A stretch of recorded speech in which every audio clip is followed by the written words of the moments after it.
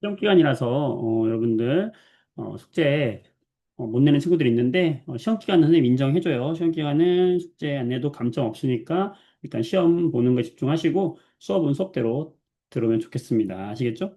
네, 이제 보도록 하겠습니다. 음, 몇 페이지 보냐면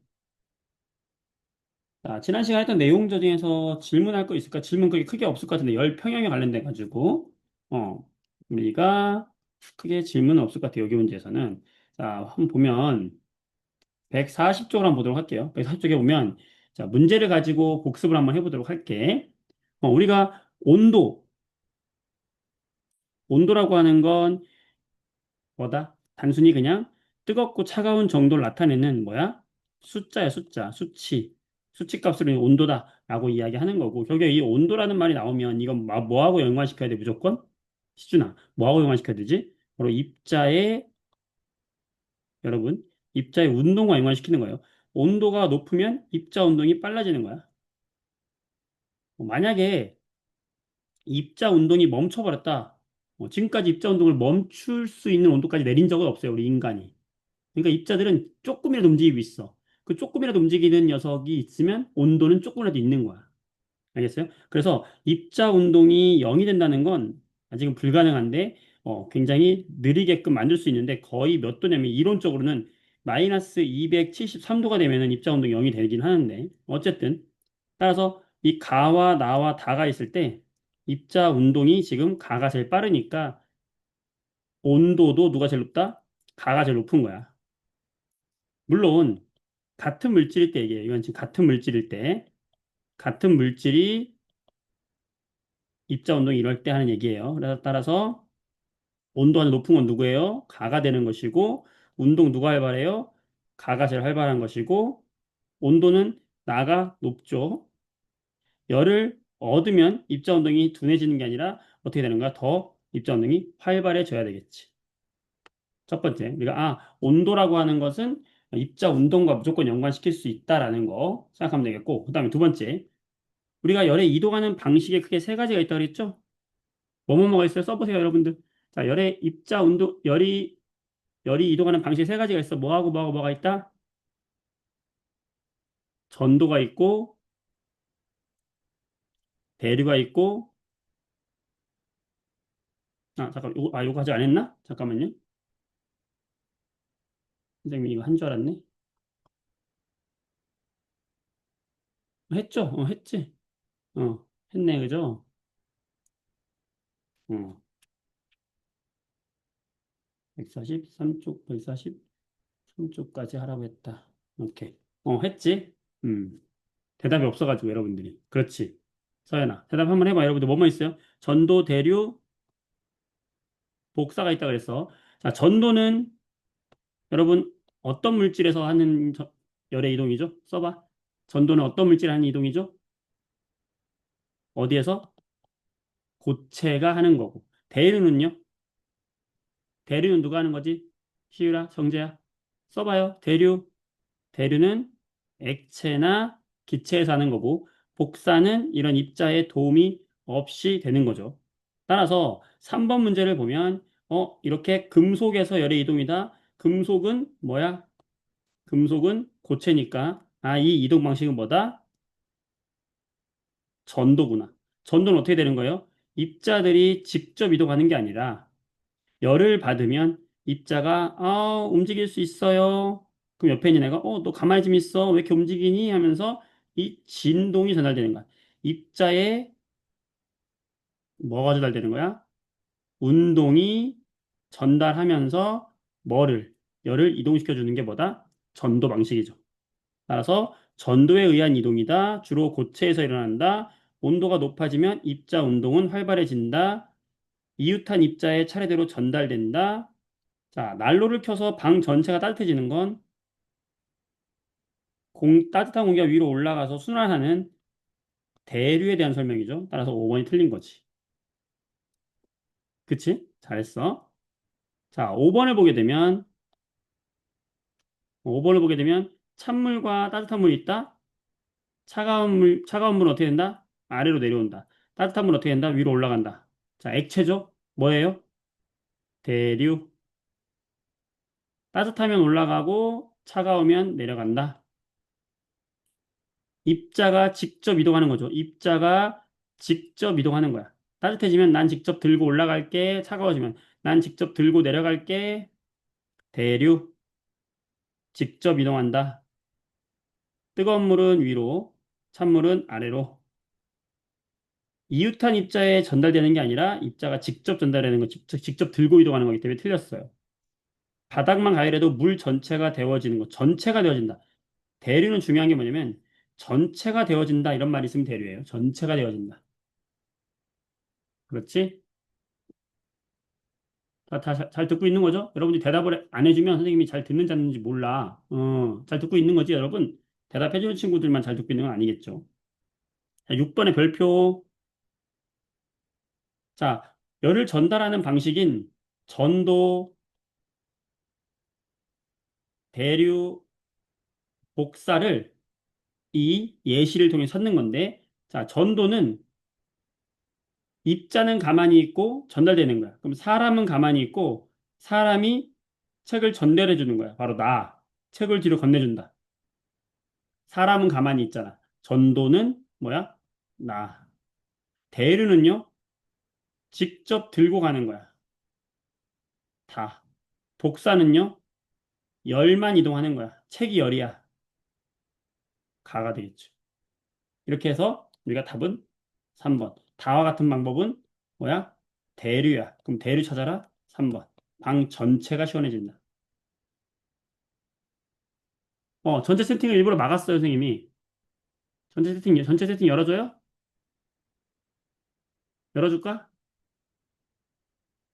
전체 세팅 열어줘요? 아니지? 전체 세팅 일부러 닫았으니까 개인 채팅으로 보내세요. 고마워. 자, 그 다음에 이런 열의 이동을 차단하는 걸 뭐라고 했어, 우리가? 단열이라고 해서 단열. 단열을 하려면 그러면 열의 이동을 차단하려면 뭐를 차단하면 되는 거야? 지금 열이 이동했던 전도를 잘 못하게, 대류를 잘 못하게, 복사를 잘 못하게 하면은 어떻게 되는 거야? 이게 열이 이동을 잘 못하겠죠. 저게 열이 전도, 대류, 복사가 열이 이동하는 방식이니까 이걸 못하게 하면 열이 이동을 못하겠지. 열이 이동을 못하면 안에서 바깥으로 열이 못 나가겠지.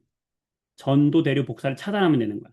그래서 이 보온병에서 이 뚜껑은 이중마개로 되어 있어가지고 이중마개라는 건 고체에서 여기까지 전도가 됐다가 전도가 되는 부분이 끊겨 있어요. 그러면 얘는 열에 의한 전도를 막아주는 거죠. 그 다음 이중벽 사이의 진공 공간은 공기가 없는 거야. 공기가 없으니까 여기서 고체가 전달을 못 해줘요. 따라서 전도가 막혔고 진공이니까 공기도 없어요. 공기가 없으니까 대류도 못해. 전도 대류를 모두 차단해 준 게 뭐야? 이중벽 사이의 진공 공간이 되겠죠. 은도금으로 돼 있다. 은도금은 마치 거울 같은 거예요. 빛이 반사되는 것처럼 열이 반사돼. 그래서 직접 열이 나가는 걸 막아주는 거야. 뭘 막아주는 거야? 복사의 형태로 나가는 걸 막아주는 거야. 그래서 이렇게 찾아주면 되겠어요. 아시겠죠?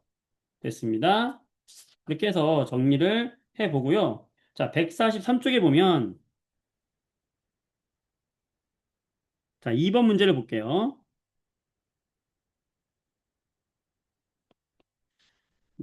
21번 문제부터 볼게요.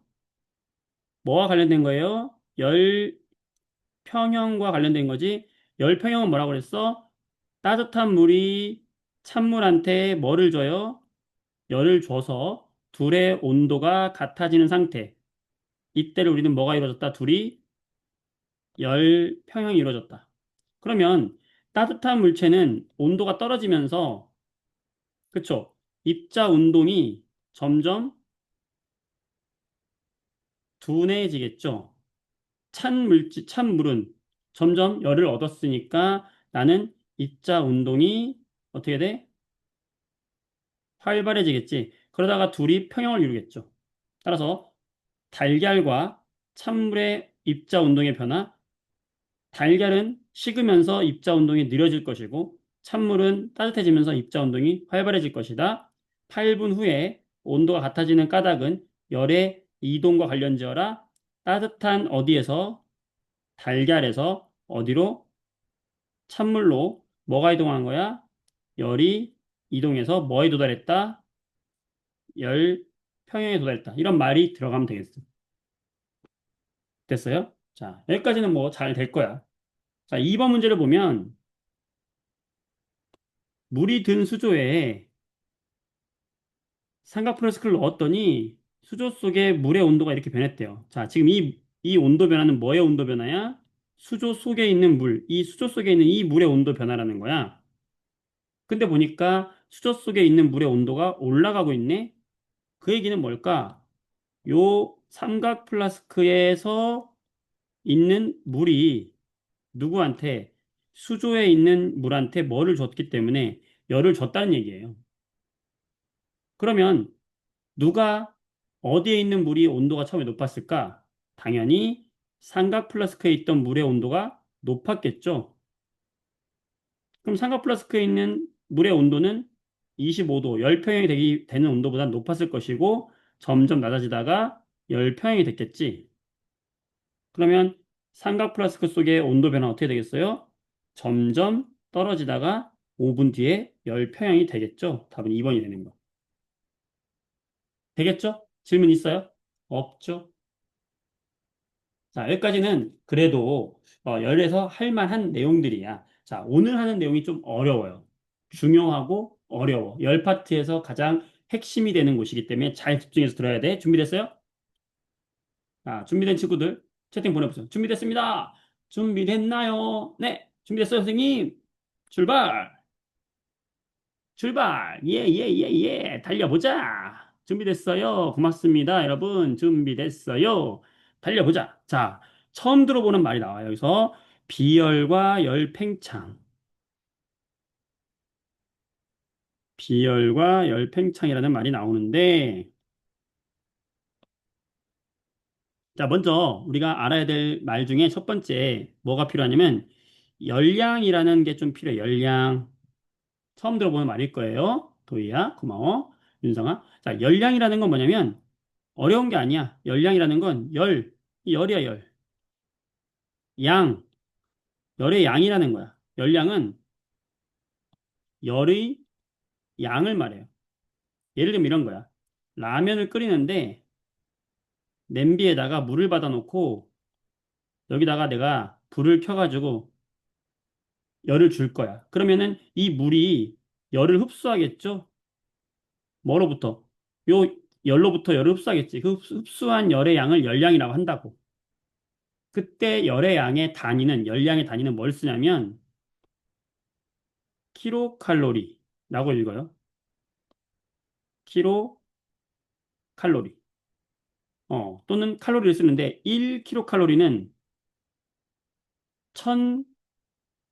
1000칼로리예요. 자, 여러분들, 여기서 킬로라고 하는 게 1000을 의미하는 거거든. 우리 1킬로미터는 몇 미터야? 1000미터잖아. 똑같은 거야. 1kg은 몇 g이야? 1000g이에요. 다 똑같아요. 여기에 있는 키로라는 건 그냥 우리가 숫자를 단순화시키기 위해 써주는 거야. 따라서 1kcal는 몇 칼로리다? 1000칼로리예요. 열량의 단위는 바로 이 칼로리를 씁니다. 알겠죠? 열량의 단위 뭘 쓴다? 칼로리를 쓴다. 이게 흡수하거나 방출한 열의 양을 나타내는 거예요. 열량의 단위 뭘 쓴다? 킬로칼로리를 쓴다. 킬로칼로리 또는 칼로리 쓰는데 킬로칼로리를 많이 쓸 거예요, 우리가. 읽을 때는 킬로칼로리라고 읽는 거야. 우리가 여러분들이 이런 얘기 들어봤을 거야. 다이어트에 관심 있는 친구들. 야, 밥 한 공기가, 응? 밥 한 공기가 300칼로리야. 이런 말 들어봤죠? 맞아. 여기에서 우리가 다이어트 할 때 밥을 먹을 때 밥 한 공기에 들어있는 칼로리가 300칼로리야 했던 이 칼로리가 바로 이 열량을 나타내는 거 맞아요. 근데 사실은 이 칼로리가 단위가 칼로리 하면은 그냥 칼로리인데 실제는 사실은 이게 킬로칼로리거든. 밥이 300칼로리가 아니라 300킬로칼로리예요. 근데 우리가 읽을 때는 그냥 우리 일상생활에서 300킬로칼로리, 300킬로칼로리 하면은 너무 길잖아. 그러니까 사람들이 그냥 300칼로리라고 읽는데 속으면 안 돼. 사실은 300킬로칼로리예요. 칼로리로 따지면 얼마냐면 300에다가 공 3개 더 붙어야 돼. 30만 칼로리야. 밥이. 알겠어? 그럼 이 밥이 가진 뭐가 300칼로리라는 거야? 이 밥이 가진 열량이 300칼로리야. 선생님, 밥이 뜨겁지도 않은데 왜 밥이 열량이 있어요? 왜 밥에다가 열량이라는 단위를 붙이냐면 우리가 이 밥을 먹으면 우리 몸에 있는 세포가 일을 한단 말이야. 세포가 열심히 이 밥을 가지고 일을 해요. 일을 해서 세포가 에너지를 만들어내. 그 밥 한 공기를 그대로 우리가 먹어서 만드는 에너지가 얼마냐? 300킬로칼로리라는 거야. 그래서 우리가 이 밥을 먹으면 저만큼의 열의 양이 나온다. 그래서 300킬로칼로리야. 그러면 왜 우리가 탄수화물, 밥을 많이 먹으면 살이 찐다고 하냐? 궁금하지? 왜 살이 찐다고 하냐? 이 300킬로칼로리는 우리가 순수하게 에너지로 썼을 때는 300킬로칼로리가 쓰는데 이 탄수화물은 300킬로칼로리를 가지고 있는 이 밥이 실제로는 한 100 정도만 우리가 살아가는 데 쓰고요. 나머지 200은 이게 살로 가요. 우리가 에너지 쓰고 남은 건 살로 가. 우리가 꼭 먹을 때 필요한 건 사실은 살아가기 위해서 필요한 밥은 한 4분의 1공기만 먹으면 돼. 근데 한 공기를 다 먹으면 나머지는 뭘로 간다? 살로 가는 거야. 그래서 다이어트에 제일 좋은 건 밥을 적게 먹으면 돼요. 덜 먹는 게 다이어트에 제일 좋은 거야, 사실은. 약 먹으면 안 돼. 약 같은 거 먹어서 살 빼는 건 안 좋은 거예요, 여러분들. 알겠죠? 자, 이게 뭐다? 열량이다. 열량이 뭐다? 열의 양이에요. 음식에도 열량이 있고, 뜨거운 불에도 열량이 있는 거예요. 알겠어요? 자, 그러면 열량 말고 이제 우리가 중요한 건 두 번째 배우는 이 내용이 중요한데 바로 비열이라는 거야. 처음 들어봤을 거야, 비열. 비열한 녀석. 그 비열이 아니에요, 과학에서는. 과학에서는 이 비열이라는 건 뭐냐면 이거는 일단 써놓고 설명할게. 비열은 뭐냐면 어떤 물질 1kg을 준비해서 이 1kg을 1도씨만큼 높이기 위해서 그럼 열을 줘야 될 거 아니야, 그치? 1kg을 1도씨만큼 높이는데 필요한 열이 있을 거 아니야? 그 필요한 열량. 지금 방금 우리 열량 배웠죠? 열량이 뭐였어? 열의 양이었잖아. 근데 그냥 열량이 아니라 무슨 열량을 말하냐면 1kg을 1도씨만큼 높이는데 필요한 열이 있을 거 아니야. 그 열을 우리는 비열이라고 하는 거예요. 잘 이해가 안 되지? 예를 들어서 물이 있어. 물을 1kg을 준비했어. 그래서 1kg의 물을 얘가 20도짜리 물이었다고 한번 해봐. 근데 여기다가 물을 가열해. 라면 먹기 위해서 물을 끓였어. 그럼 물의 온도가 올라가겠지? 20도에서 21도만큼 몇 도 올라갔어요? 1도만큼 올라갔지? 그 1도만큼 올라갈 때 가스를 딱 껐어. 그러면 그때 이 물이 흡수한 열의 양이 있을 거 아니야? 그 열량이 얼마냐면 1kcal였어, 만약에. 자, 물은 1kg을 1도씨만큼 높이는데 얼마 필요하냐면 1kcal가 필요해요.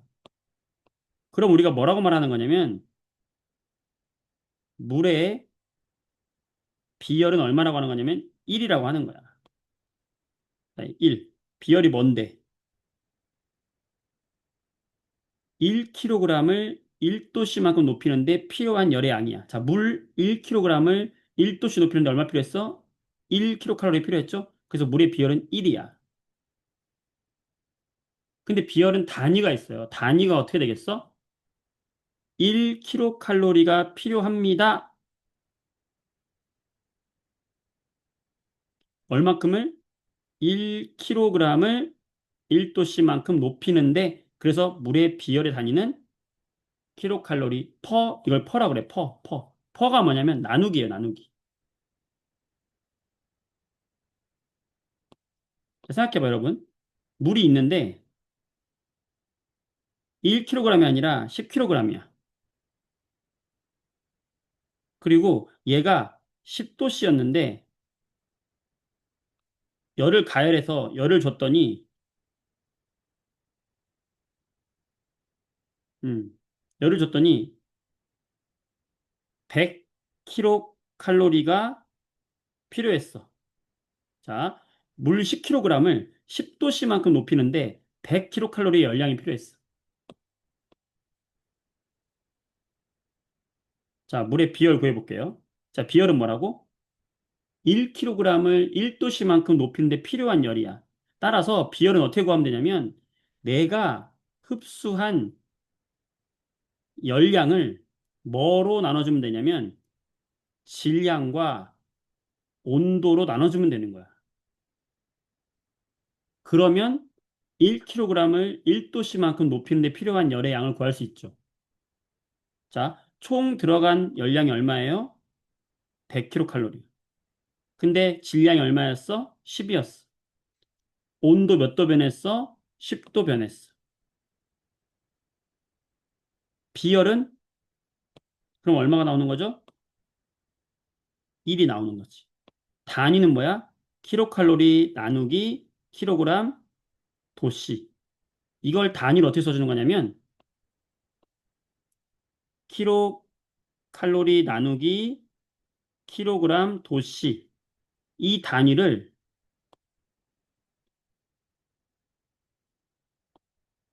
이렇게 쓰는 거야. 킬로칼로리 퍼 킬로그램 도씨.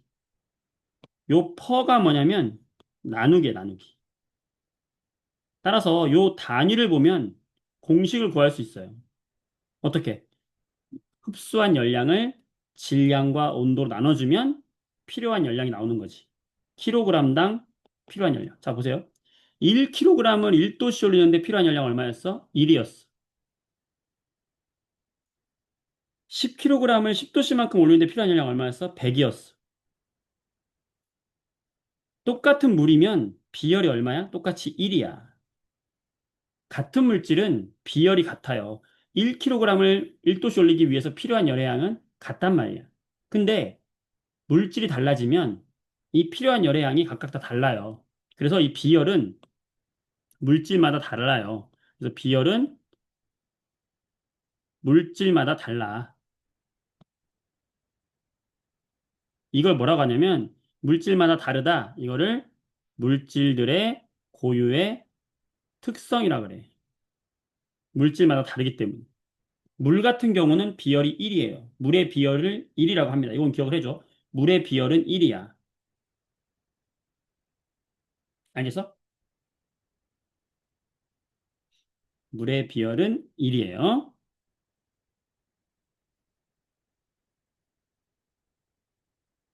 그리고 이 비열을 구하는 공식은 뭐였어, 방금? 네, 비열은 어떻게 구한다? 얼만큼의 열을 흡수했니? 흡수한 열량을 뭘로 나눠주면 돼요? 몇 킬로그램이었는데, 너 몇 도가 변했는데, 흡수한 열량을 질량과 온도 변화로 나누면 비열을 구할 수 있는 거야. 3번 문제 볼게요. 3번. 질량이 4kg의 물이야, 물. 얘를 10도만큼 올리는데 필요한 열량은 얼마니? 구해라. 그림으로 생각하면 4kg의 물을 준비했어. 근데 얘를 10도씨만큼 올리고 싶어. 그럼 뭘 줘야 되겠어? 열을 줘야 될 거 아니야? 그때 필요한 열량이 몇 킬로칼로리냐라는 걸 물어보는 거예요. 그리고 물의 비열은 1이라고 지금 알려줬어요. 자, 그럼 공식. 자, 물의 비열은 뭐야? 질량 곱하기 온도 변화분의 열량이죠? 그럼 여기서 열량에 대한 식으로 바꿔주면 어떻게 되지? 물이 흡수한 열량은 뭐 곱하기 뭐죠? 비열 곱하기 질량 곱하기 온도 변화하면 구할 수 있겠네? 자, 비열이 얼마야? 1. 질량이 얼마야? 4kg. 온도 몇 도 변했어? 10도. 얼마야? 필요한 열량? 40kcal다. 할 수 있겠어요? 자, 비열과는 공식. 질량 곱하기 온도분의 흡수한 열량 해주면 비열이 나오고, 열량에 대한 공식으로 바꿔주면 열량은 뭐다? 비열 곱하기 질량 곱하기 온도 변다. 이 공식을 굉장히 많이 써먹을 거기 때문에 이 공식, 오히려 이 공식을 외워주면 좋아요. 열량은 비열 곱하기 질량 곱하기 온도 변화다. 그래서 이거를 우리가 공식을 어떻게 쓰냐면 Q는 CMT라고 써요. 이 공식을 암기해줘야 돼. Q는 CMT. 여기서 Q가 뭐냐면 열량이야. C가 뭐냐면 비열이고 M이 뭐냐면 질량이고 T가 뭐냐면 온도 변화야. 그래서 이거를 말로 외우지 않고 Q는 CMT, 열량은 비열 곱하기 질량 곱하기 온도 변화다. 자, 어떻게 외우냐면 Q는 시멘트 이렇게 외우세요. Q는 시멘트. 자, 열량은 시멘트야. 열량은 시멘트, CMT, 비열, 질량, 온도 변화. Q는 시멘트 이렇게 외워봐.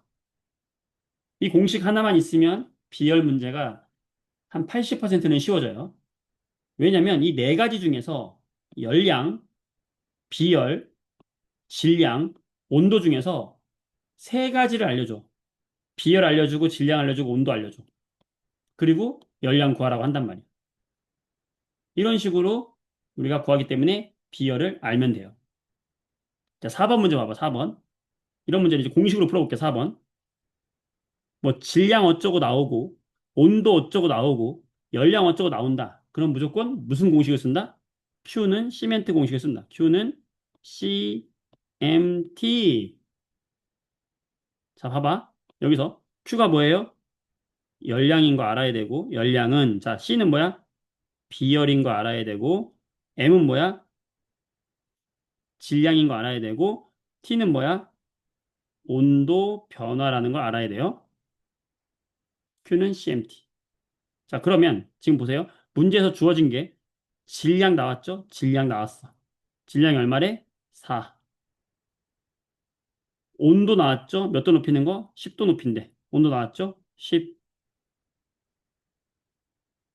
자, 열량. 16kg의 열량 필요하대. 열량 나왔죠? 열량. 16 써. 그래 놓고 뭘 구하래? 비열 구하래. 비열이 뭔데? C.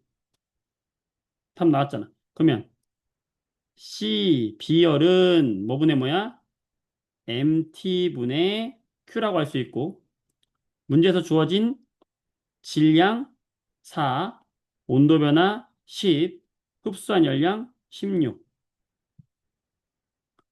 넣어주면 얼마예요? 4, 4, 16. 10분의 4네? 0.4. 단위는 킬로 칼로리 퍼 킬로그램 도씨가 되겠죠. 어때? 자, 이거 3번, 4번 몇 퍼센트 이해됩니까? 써보세요. 자, 3번, 4번 시험 문제 나왔다. 몇 점 맞을 수 있어요? 써보세요. 진짜? 와우. 할 수 있을 것 같죠? 이해했죠? 그래, 공식만 외우면 돼. Q는 CMT. 알겠지? 이게 처음 보면은 이게 뭔 소리야 하면서 굉장히 거부감이 든단 말이야. 뭐 수학, 갑자기 과학에서 수학이 나와. 이래서 과학을 내가 포기했지. 막 이러면서 과학 너무 싫어 이런단 말이야. 근데 과학에서 수학적 요소가 나오는 건 그렇게 많지 않아요. 쫄지 말고, 아, 비열 나오면 어쨌든 Q는 CMT, 열량은 비열 곱하기 질량 곱하기 온도 변화. 이거를 기억을 해주고 나서 하나씩 하나씩 접근하면 되는 거야. 어렵지 않아요. 됐어? 자, 두 번째. 이 비열에 담긴 진짜 의미를 알아볼게요. 정말 사랑스러운 비열의 의미. 자, 그러면 이 비열이 갖는 의미가 뭐냐? 비열이 갖는 정말 아름다운 비열의 의미가 있어요. 자, 비열은 뭐라고 그랬어?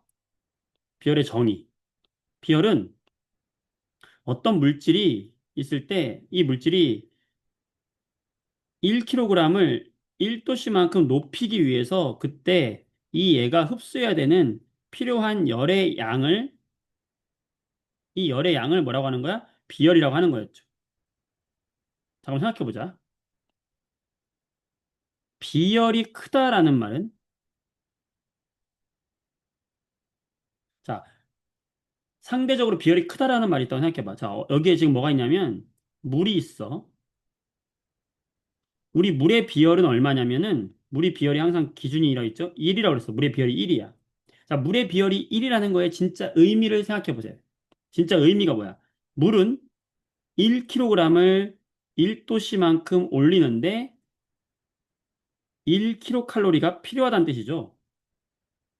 그런데 여러분, 물이 아니라 어떤 다른 물질이 있었어. A라는 물질이 있다고 한번 해보자. 근데 이 A라는 물질의 비열은 봤더니 A의 비열은 0.5래. 그러면 A라는 물질마다 비열이 다르다고 했잖아. A의 비열이 0.5라는 건 A는 0.5kcal가 필요하다는 거야. 동일한 질량을 동일한 온도만큼 올리는데 물은 1kcal가 필요했다면 A라는 녀석은 0.5가 필요한 거예요. 자, 비열이 누가 커요? 지금 비열이 물과 A 중에 비열이 누가 커요? A가 커요. 그치? 비열이 지금 A가 크죠? 그럼 비열이 A가 아니 물이 더 크죠? 물의 비열이 더 크다는 것의 의미가 뭘까? 비열이 경지에 올랐어요? 자, 여러분, 물의 비열이 A의 비열보다 크다는 것이 갖는 의미가 있어요. 비열이 크다는 의미. 이 비열이 크다는 의미가 뭐냐면 두 가지가 있어. 첫 번째, 자, 같은 질량을 같은 온도만큼 올리는데, 어? 같은 온도만큼 올리는 데 있어서, 같은 양을 같은 온도만큼 올리는 데 있어서 필요한 열의 양, 누가 클까요? 누가 더 같은 양을 같은 온도만큼 올리기 위해서 필요한 열의 양은 물이 더 많이 필요하겠어? A가 더 많이 필요하겠어? 누가 더 많이 필요해요?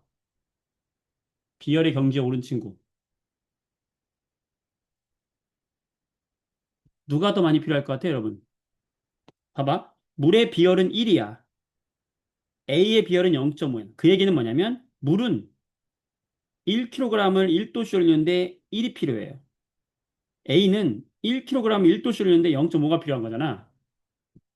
그러면 같은 양을 같은 온도만큼 올리는데 필요한 열의 양은 물이 A보다 더 많이 필요하다는 걸 알 수 있는 거죠. 필요한 열의 양이 많다는 거야. 어떨 때? 비열이 크다는 건 필요한 열이 더 많아. 이 얘기야. 물이 얘기하는 거야. 야, 나는 비열이 되게 크거든?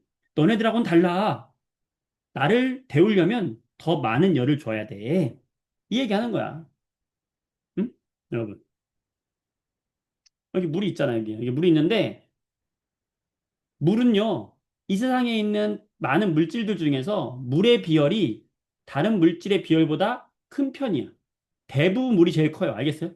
물이 대부분 커. 그 얘기는 뭐다? 물을 데워서, 물을 데워서 가열할 때, 같은 온도만큼 올릴 때, 물이 흡수해야 되는 열량이, 물이 흡수해야 되는 열이 더 많이 필요하다는 뜻이야. 유진 알겠지? 이게 뭐다? 비열이 크다는 것의 진짜 의미다. 비열이 크다는 것의 의미는 뭐냐면, 필요한 열이 많다. 이걸 꼭 기억해줘야 돼. 알겠지? 비열이 크다는 것의 의미는 뭐다?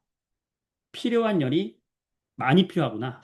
같은 양을 데울 때 열이 더 많이 필요하거나. 자, 그것보다 더 중요한 게 있어요. 그것보다 중요한 게 두 번째 의미가 정말 중요한 건데, 만약에, 만약에, 지금 비열이 물이 더 크죠? 만약에 같은 양의, 이번에는 같은 열을 주면 어떨까요? 같은 양에다가 같은 열을 줬어. 무슨 말이냐? 지금 물이랑 A랑 같은 양을 준비해서 여기다가 똑같은 가스레인지로 똑같이 가열했어. 그러면 누가 온도가 더 많이 변할까요? 온도 변화. 물과 A 중에 누가 온도가 더 많이 올라갈까요? 잘 생각해봐. 물은 필요한 열의 양이 많아. 그런데 똑같은 열을 줬어. 그러면 누가 온도가 더 많이 올라가겠어요? 물이 더 빨리 뜨거워지겠어요? A가 더 빨리 뜨거워지겠어요? 그렇지. A가 더 빨리 뜨거워지는 거지. 왜? 물은 1kcal 필요해. 같은 온도만큼 올리는데. 근데 A는 0.5만 필요한 거야. 따라서 똑같은 열을 주잖아? 똑같은 열을 주면 온도가 물이 조금밖에 안 변해. 물이 1도 변할 때 A는 2도 변하는 거야. 뭘 알 수 있어? 비열과 온도 변화는 반비례해요. 이게 오늘의 핵심이야. 비열이 크면 이게 핵심이야. 잘 기억해. 여러분, 비열이 크잖아? 온도 변화는 크지 않아. 온도가 잘 안 변해. 비열이 크면 온도가 잘 안 변해. 이거 이해될까요? 윤건이. 재밌어? 자, 비열이 크면 온도가 잘 변하지 않는 거야. 이게 핵심이야. 오늘의 핵심. 비열의 의미. 정재야. 알겠지?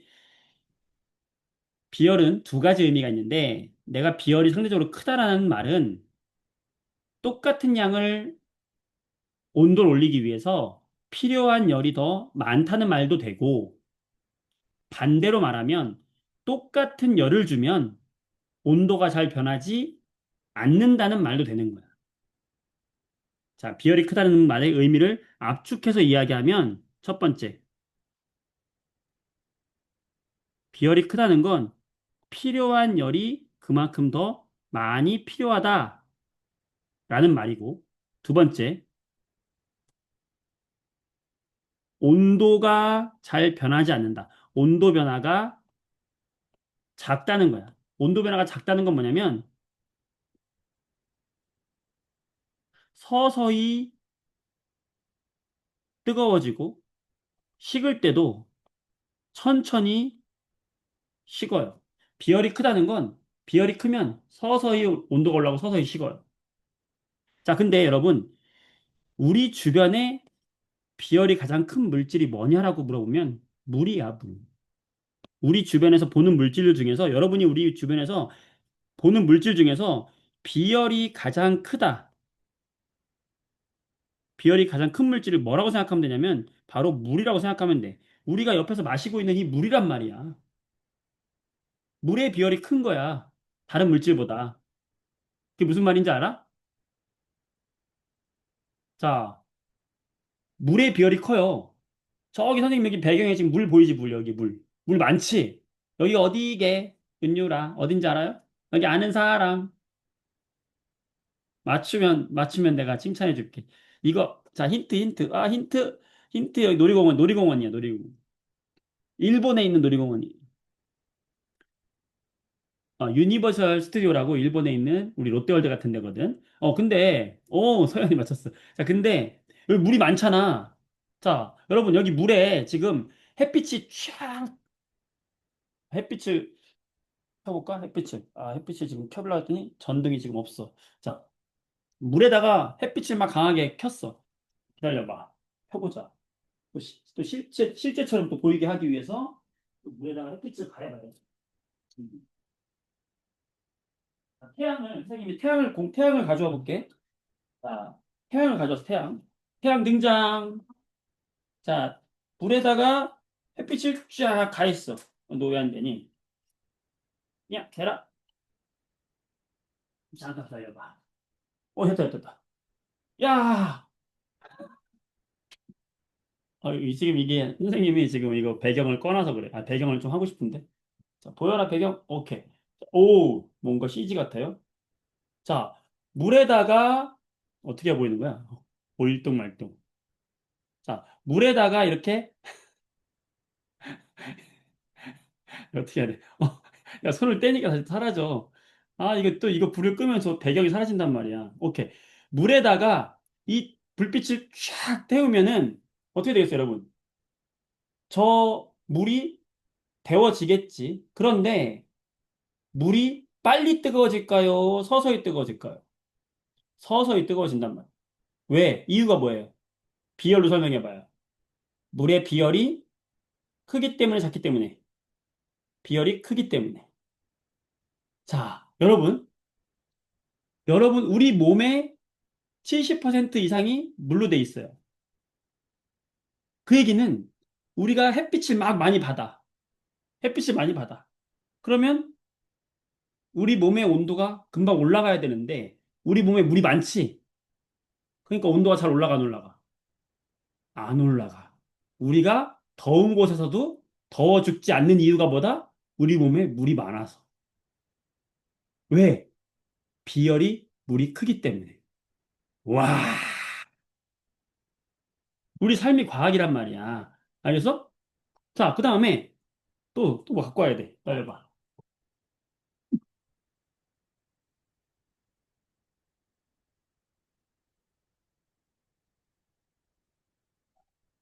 또 갖고 왔어요. 이제 배경을 또 꺼야 되는데. 이것저것 많이 들고 오네요. 자, 이번에는, 봐봐. 음, 배경 효과. 배경을 없이 하자. 다시 하자. 자, 이번에는 여러분, 후라이팬 하죠. 후라이팬. 자, 후라이팬에다가 여러분들 계란 후라이 해봤죠? 자, 후라이팬에 불을 딱 올리면은, 기름 딱 두르면은 후라이팬이 금방 뜨거워져요. 시간이 오래 걸려요. 금방 뜨거워지지. 이유가 뭘까? 비열로 설명해 보세요. 후라이팬의 비열이 작기 때문이에요. 자, 이 뚝배기라고 합시다. 뚝배기. 뚝배기야. 뚝배기에다가 여러분들 식당에 가면 된장찌개나 김치찌개 이런 게 뚝배기에 나오잖아. 어. 뚝배기는 이런 후라이팬이나 냄비에 비해서 흙으로 만들었기 때문에 비열이 얘랑 달라요. 흙으로 만들어진 뚝배기는 비열이 좀 커. 그러면 냄비랑 뚝배기랑 동시에 가열하면 누가 더 빨리 뜨거워질까요? 후라이팬이 빨리 뜨거워져. 뚝배기는 천천히 뜨거워져. 그래서 뚝배기에다가 요리를 하면 시간이 오래 걸려요. 여기 뚝배기에 물을 넣고 가열하면 비열이 커서 온도가 잘 안 변해가지고 여기에 있는 물이 천천히 끓어. 그래서 천천히 뜨거워져서 뚝배기에다가 김치찌개를 하면은 10분이 걸려요. 오래 걸려. 하지만 뚝배기 장점이 있죠. 서서히 뜨거워진 애는 그렇지. 서서히 식어요. 그래서 뚝배기에 있는 요리는 오랫동안 따뜻함을 유지할 수 있어. 냄비에 한 거는 이거 후라이라거나 라면을 끓여 먹으면 처음에 금방 뜨거워졌다가 불 끄면 또 금방 식어요. 비열이 작으면 빨리 뜨거워졌다가 빨리 식어요. 비열이 크면 천천히 뜨거워졌다가 천천히 식어요. 그래서 선생님이 작곡한 노래가 있어요. 아직 시중에 나오진 않았어. 음. 어떤 내가 좋아하는 여자애가 있었는데 그 여자애가 어떤 남자애가 이 여자를 좋아하는 거야. 나도 좋아하고 그 어떤 남자를 좋아하는 거예요. 삼각관계야. 근데 그 남자애가 막 이 여자애한테 막 첫눈에 반했어 하면서 막 난 너를 첫눈에 반했어 하면서 나랑 사귀자 하면서 막 처음 보자마자 사귀자고 막 달려드는 거야. 근데 그 여자애가 나한테서 고민을 하는 거예요. 야, 쟤가 나 보자마자 좋다고 하는데 나 쟤랑 사귀어도 될까? 물어보는 거야. 나도 걔를 좋아하고 있는데. 짜증나잖아. 은유라 미치지. 짜증났죠. 어떻게 하겠어? 내가 한마디 했죠. 야, 저렇게 쉽게 좋아하는 애는 쉽게 식어. 지금 금방 좋다고 하는 애는 금방 식어. 딱 비열이 떠오르는 거야. 쟤는 비열이 작은 놈이야. 이런 냄비 같은 놈. 어? 나는 널 좋아한 지 1년이 넘었어. 내가 계속 잘해줬잖아.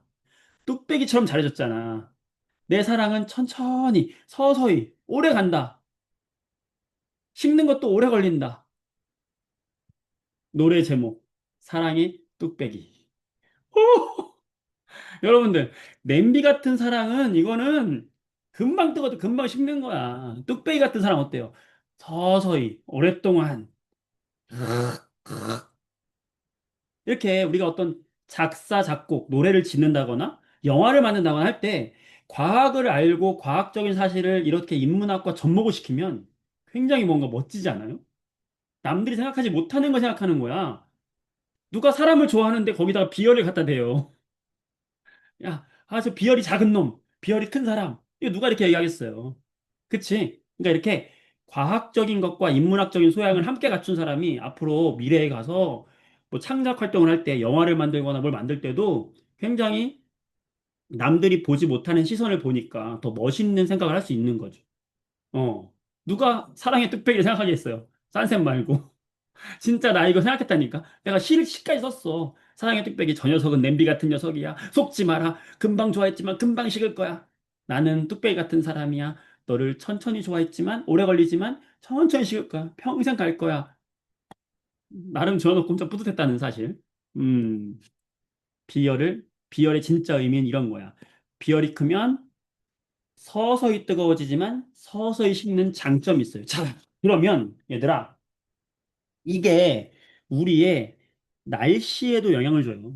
정말 신기한 건데, 날씨에도 영향을 줘. 자, 여러분이 소름 끼칠 것 같아. 오늘 잠 못 잘지도 몰라. 너무 멋있어가지고. 자, 비열이, 물이 웬만하면 크다 그랬죠? 물의 비열이 모래의 비열보다 커요. 그래서 어떤 일이 생기냐면, 자, 바닷가에 가면 여기 모래가 있고 물이 있어요. 바닷가에 가면은 땅이 있고 바다가 있잖아. 모래가 있고 물이 있단 말이야. 근데 낮에 태양이 햇빛이 비치잖아. 이 햇빛이 비칠 때 모래에도 햇빛이 비치고 물에도 햇빛이 비칠 거잖아. 그러면 모래도 똑같은 열을 받고 물도 똑같은 열을 받을 거야. 누가 더 빨리 뜨거워질까요? 이제 알겠지? 누가 더 빨리 뜨거워질까? 그렇지. 모래가 빨리 뜨거워져요. 이해되지? 자, 모래가 빨리 뜨거워지는 이유가 뭐예요? 비열로 설명해봐. 모래가 빨리 뜨거워지는 이유는 뭐야? 모래의 비열이 작기 때문에. 그치? 그러면 모래의 비열이 작으면 이 모래가 빨리 뜨거워져. 뜨거워진 공기는 어디로 올라간다? 위로 올라가. 그 위로 올라간 공기가 바다 쪽으로 가서 식어서 떨어져요. 그러면 이 아래쪽에서는 공기의 흐름이 생기는데 어떤 흐름이 생기냐면 바다 쪽에서 육지 쪽으로 공기의 흐름이 생겨요. 내가 이 바닷가에 낮에 바닷가에 여자친구랑 같이 놀러 갔어.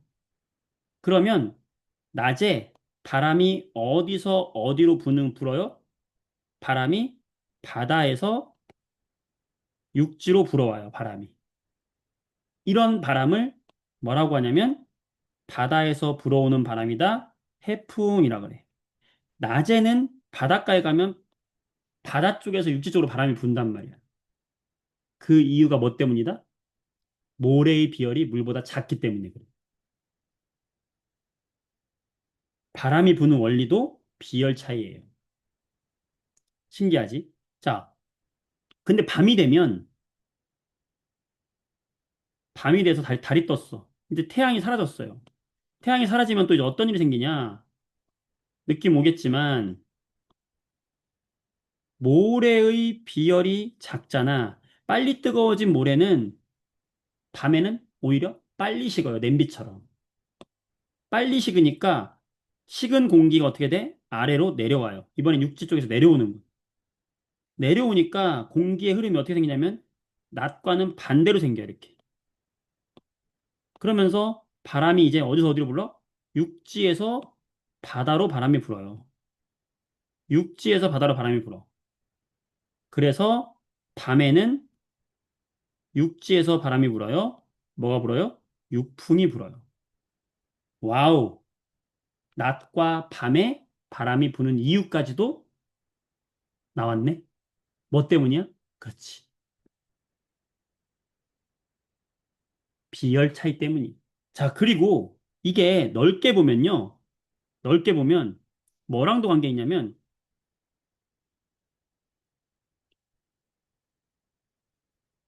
큰 대륙으로 보는 거야. 우리나라에 여기 중국 대륙이 있고 여기 우리나라가 이렇게 있어요. 다시 한번 보자. 여기 우리나라가 이렇게 있고 중국 대륙이 있어. 여기에 노란색이 지금 뭐야? 대륙, 육지야. 여름에 우리나라 동해는 바다야. 태평양 바다란 말이야. 그럼 여름에 육지와 바다에 햇빛이 뜨겁게 내리쬐다. 어디가 빨리 뜨거워질까? 똑같죠. 대륙에 있는 모래가 빨리 뜨거워져. 그러면 대륙에 있는 모래가 빨리 뜨거워지니까 여기가 뜨거워져서 공기가 위로 올라가. 올라간 공기가 어디로 가? 바다로 가. 바다에서 내려와. 내려와서 어디로 와요? 바람이 바다 쪽에서 육지 쪽으로 불어요. 여름에는 그래서 어떤 바람이 부냐면 남쪽과 동쪽에서 바람이 불지. 무슨 풍이 불어? 남동 계절풍이 불어요. 우리나라의 여름에 바다 부는 바람은 대부분 저런 바람이 불어. 겨울이 되면, 겨울이 되잖아? 겨울이 되면 똑같아. 육지가 빨리 식어. 빨리 식으니까 바람이 반대로 불어요. 어떤 바람이 불어? 북서쪽에서 불어요. 북서 계절풍이 불어. 다 이 이유가 뭐 때문이다? 비열 차이 때문이다. 여러분, 영국 있지, 영국. 저기 가면은 프랑스 옆에 여기 유럽에 가면은 영국이 있는데 영국이 우리나라처럼 생겼어요. 근데 영국이 특징이 뭐냐면 영국은 섬나라야. 영국은 사방이 전부 뭐야? 사방이 전부 바다야, 바다. 이렇게. 바다야. 자, 영국에 가면 사방이 바다면 이 바다 주변에 있는 해안 지방은 여름에 금방 뜨거워지지 않죠. 겨울에 금방 추워지지 않아. 그래서 1년 동안의 온도 차이가 그렇게 크지 않아요. 바다를 끼고 있는 동네는. 이런 것도 전부 뭐야? 비열 차이 때문이다. 물의 비열이 크기 때문에 이런 현상들이 굉장히 많이 나타나는 거죠. 자, 그 얘기가 나와 있어요. 자, 6번 볼게. 6번. 비열에 의한 현상. 자, 해안 지역은 육지보다 일교차, 온도 차이가 큽니까? 크겠어? 작겠죠. 왜? 물이 있으면 온도가 잘 변하지 않는 거지. 자, 사람의 체온은 외부 온도에 따라 잘 변해요? 잘 변하지 않지. 왜요? 물이 많으니까. 자, 이거 암기해야 되겠어? 이해해야 되겠어? 이해야. 과학은 이해예요. 자, 해안 지역에서 낮에는 해풍이 불어요. 밤에는 육풍이 불어요. 방금 우리가 했던 것처럼. 사랑의 뚝배기 나왔다. 비열이 큰 뚝배기는 데우는데 시간이 오래 걸리지만 잘 식지 않는다. 그렇다. 이해하니까 어때? 너무 쉽고 재밌잖아. 이게 뭐다? 비열의 진짜 의미다. 자, 문제 풀어볼게요. 몇 페이지 뭐냐면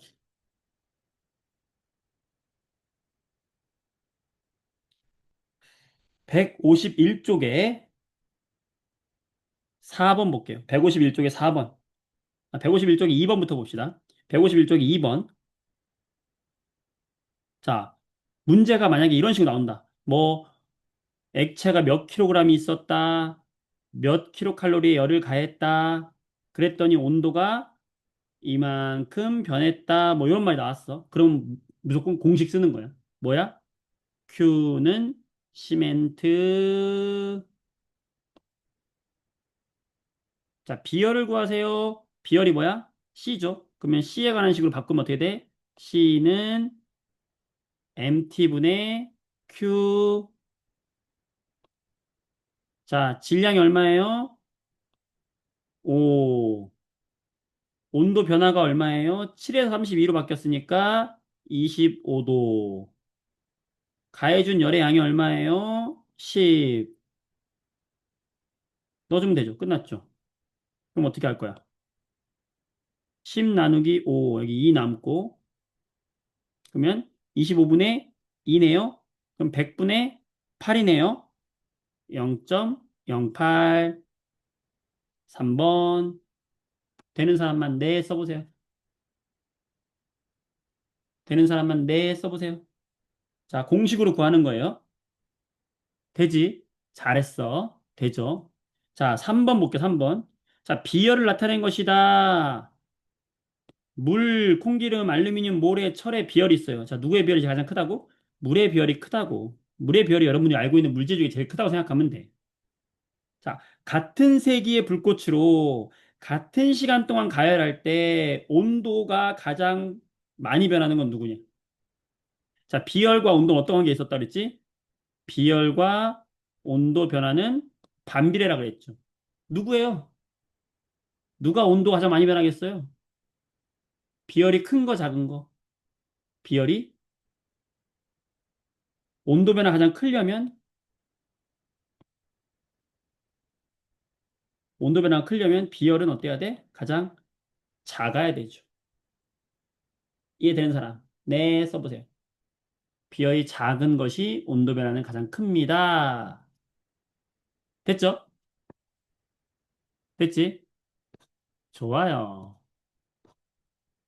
잘했어요.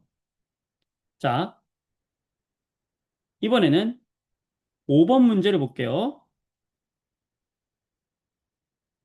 물 500g을 준비해서 10분 동안 가열했더니 물의 온도가 20도에서 30도로 변했네. 몇 도 변했어요? 온도 변화가 10도만큼 변했네요. 물이 얻은 열량은 얼마냐? 막 이런 식이 나왔다. 자, 질량 나오고 온도 변화 나오고 비열 나왔어. 그럼 뭐 써라? 공식 써라. 뭐? Q는 시멘트. 뭘 구하래? 물이 얻은 열량 구하래? 그럼 열량이 Q잖아. 그러면 CMT 넣어주면 되죠. 물의 비열 1. 자, 질량 조심해야 되는데 500을 넣으면 안 돼요. 왜요? 킬로그램이기 때문에. 500g은 0.5kg이야. 0.5라고 써야 됩니다. 자, 온도 변화 얼마? 10도. 얼마야? 5kcal의 열을 흡수했습니다. 오, 예. 되지, 유진아, 정우야, 희준아. 오케이. 자, 7번 볼게요. 질량이 같대요. AB를, 자, 같은 세기의 불꽃. 같은 세기의 불꽃이라는 건 가해준 열의 양이 어떤 거야? 같은 거야. 그러니까 똑같은 양에다가 A하고 B를 준비해서 A도 B도 같은 양을 준비하고 여기다가 가해준 열도 같은 열로 준 거야. 그때 온도 변한 걸 봤더니 A의 온도는 25도까지 변했고 B의 온도는 40도만큼 변했어요. 자, 온도가 누가 많이 변했어요? 온도 변화는 누가 많이 변했어? B가 많이 변했어. 그 얘기는 뭘 할 수 있는 거야? B열은 누가 큰 거예요? A가 큰 걸 알 수 있는 거죠. 온도가 적게 변한 A가 B열이 더 크다. 온도 변화가 큰 것은 B죠. 같은 온도만큼 필요한데 더 많은 열이 필요한 거. 비열이 A가 큰 거니까 더 많은 열이 필요한 건, sorry, A가 돼야 되겠죠. 비열은 A가 더 크다. 이렇게 찾아야 되는 거예요. 할 수 있겠어? 굉장히 어려운 개념이야. 굉장히 어려운 개념을 최대한 선생님이 쉽게 설명해 본 거예요.